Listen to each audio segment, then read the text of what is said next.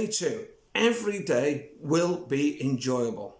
I will ensure that you will have a laugh and you're going to be sharing with friends. I think that's most important. We're going to be doing a topic or a subject that I always found really of particular interest. And that topic is soft power and how we can use that to deliver effective communication, understand the environment that we work in, and understand what soft power is and how we can use it to develop where we are in our life. Let me give you some examples. Soft power is the ability to learn by asking probing questions. Tao philosophy states that soft power is the ability to learn by experience. The sage does not strive to win, and by doing so is never defeated.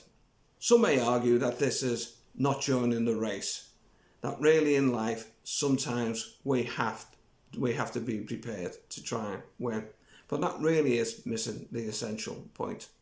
For example, nature never worries, but all is accomplished every season and on time, but never rushes.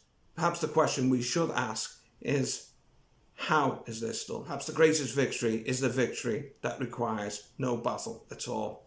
All those things can be best explained in the process of soft power. Soft power may be described as using your energy very wisely.